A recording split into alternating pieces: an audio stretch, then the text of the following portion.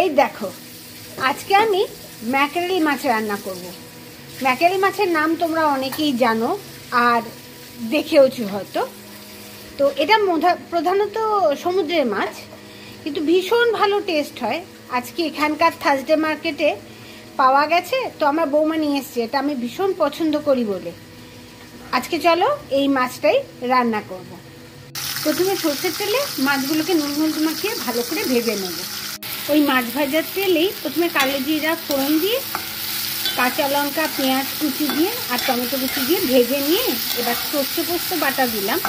সর্ষে পোস্ত বাটা মানে হচ্ছে সর্ষে 2:1, সর্ষে 2 চামচ আর পোস্ত 1 চামচ দিয়ে বেটেছি। তাহলে কি হয়, সর্ষেটার যে একটুখানি ঝাঁজটা বা তিতকুটে পানটা একটু কমে যায়। আমি সবসময় মোটামুটি এইভাবেই করি।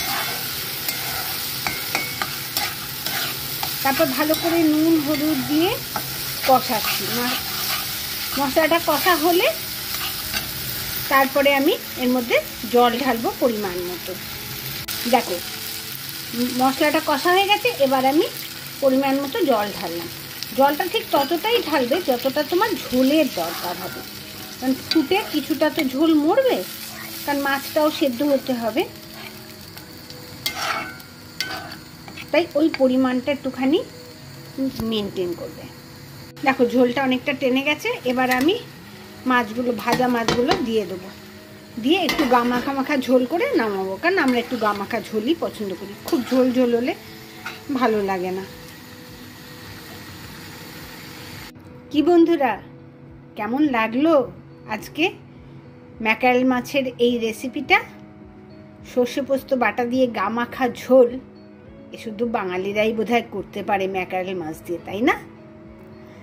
যদি ভালো লাগে তাহলে লাইক শেয়ার কমেন্ট নিশ্চয়ই করো। এই বিদেশে বসে তোমাদের এই ভিডিও দেখাতে পেরে আমারও ভীষণ ভালো লেগেছে, আর তোমাদের সাপোর্ট পেতে আমার ভীষণ ভালো লাগে। তাই সবাই আমাকে ভালো লাইক শেয়ার কমেন্ট করো, আর জানিও কমেন্ট করে যে কেমন লেগেছে। পাশে থেকো সব সময়। আজ তবে আসি, এই পর্যন্তই রইল।